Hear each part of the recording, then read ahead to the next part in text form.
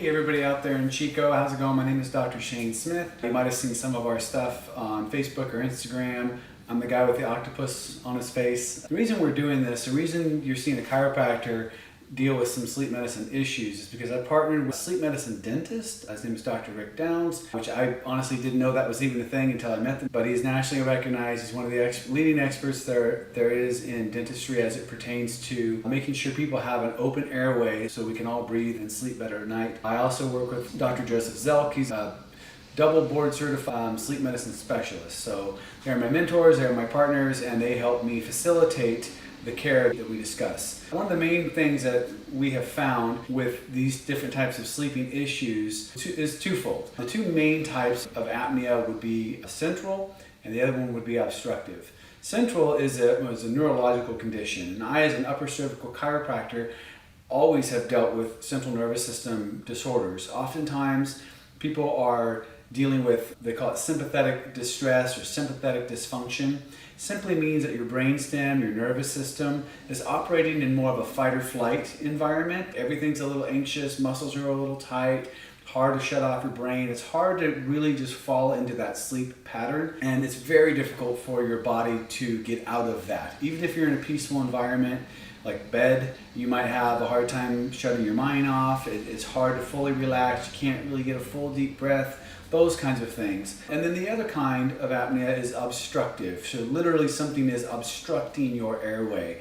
Typically it's in the throat, sometimes it's up here in the back of the nasal passages, but effectively what's happening when you lay down at night, the most common thing is the muscles in the throat and the tongue muscles will actually collapse. So let's say your throat's, it's not this big around, but let's say this is an example. When you breathe in and out, air can move freely through this. When you lay down though, the throat kind of collapses, it narrows. Sometimes the diameter will narrow, and now you're just simply not able to get air in and out nearly as efficiently and as effectively.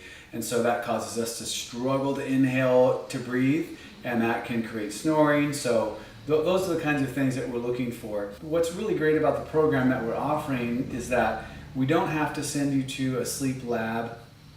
The first and easiest thing we can do is we can actually do in-home sleep studies where you literally, this is called a sleep image ring. We have to get you an app on your phone and sync the ring and all that stuff. We can do that here in the office. And then you literally go home, you pop this little sucker on your finger, and immediately it'll begin to try to pair itself to your phone, and it'll start recording data on how you're sleeping. And you go home, you go to bed, hit play, and then as soon as you wake up, hit stop. The data gets sent to me. We analyze them here in the office, and then we send them off to a third-party sleep medicine specialist, Dr. Singh. They will actually then reach out to you, the patient, discuss the results, and then make the diagnosis and the prescription. I then can facilitate the prescription. The main thing that sets us apart is that we're not just trying to get people on CPAPs. In fact, we're trying to offer anything but that. It's not that CPAPs aren't incredibly effective. They can be, but the national compliance rate for CPAPs is below 50%. I think it's 48 or 49%. That means of the, say, 10 million people that are prescribed a CPAP, maybe 5 million actually wear them because most people just can't tolerate it being stuck on their face. And then of the people that do wear them, the efficiency rate is very low. A lot of people use them and still don't feel that great. Some people do, so I'm not saying it's not a viable option. It's just for a lot of people, they simply can't wear it. And even if it were to work for them, if you're not going to wear the thing, it's not going to do you any good. If you need braces, but you can't have stuff on your teeth, then you can't use braces, even if it were to have worked for you. So what we're trying to figure out is,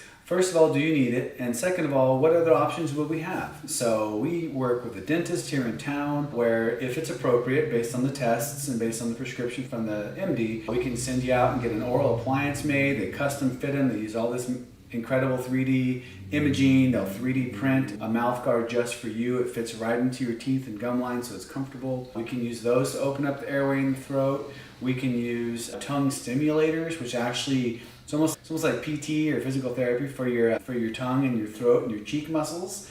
And so that's a device you would rent and do basically at-home therapy on yourself to get these muscles nice and strong again, so that when you lay down and the throat stays open. Those are options there. Sometimes we use some nasal devices. Sometimes we can use what they call negative airway pressure device, where so a CPAP is forcing air right into that closed diameter throat, that closed airway, and it's constant. That's what the C stands for. It's constant positive airway pressure.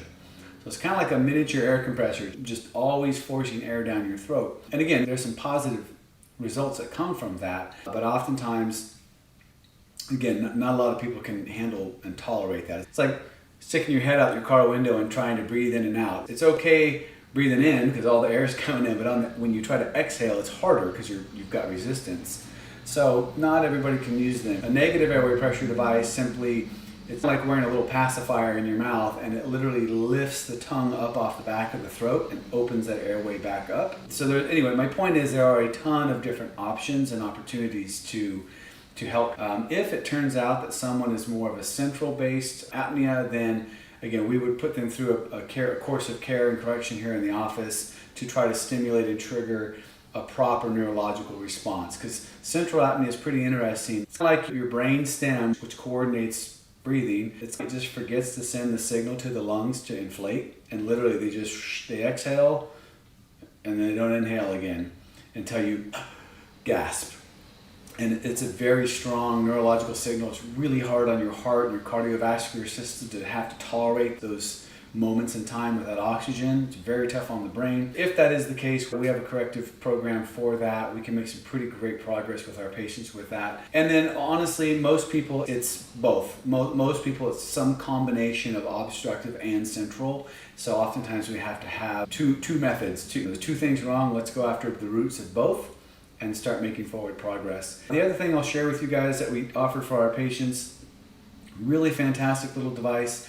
It's called the Circle Plus ring. Maybe you have a Fitbit or a Whoop, or maybe you have an Aura. Those are pretty good devices, but this is a hospital grade device. The reason it's so powerful is because it takes measurements pretty much every single second, and the sheer volume of data that we can get from a patient who wears something like this at nighttime is astronomical. So it measures about 60 different physiological happenings inside of your body when you're sleeping. The data are uploaded into our system, and we can start to monitor the patient over time. What's great about that is we can get a baseline where, let's say we use the big sleep image ring. We find out that the person is suffering from various types of apnea. We then issue a Circle Plus ring. They can wear this every night. It's yours to keep. And we start taking baseline data on how you're doing in your current state. Then we get the prescriptive device, or we start a care program, or we do both. And now we can start to measure and monitor your response to the treatment or treatment in real time. Like every single day, we just begin to get data and data. We can aggregate data over time, so we can start seeing trends in your health. Is it going up or is it going down? Is the treatment being effective? If so, let's keep it going. If it's not, then let's do a course correction and take the appropriate action to get you the results that you want.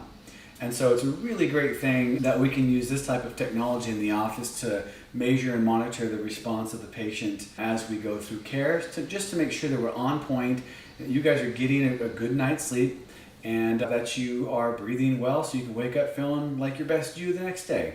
So that's what we're doing, and I hope that makes sense to you. If you have any questions, feel free to comment below. Reach out to us. We're here. By all means, if you have questions, you can schedule a consultation. You can reach us through Facebook or Instagram. Just reach out to us if you have questions. We don't charge for a quick consultation. We're here to help you out. So hopefully that makes sense. Again, I'm Dr. Shane at the Specific Chiropractic Centers in Chico, and I look forward to seeing you soon. Take care.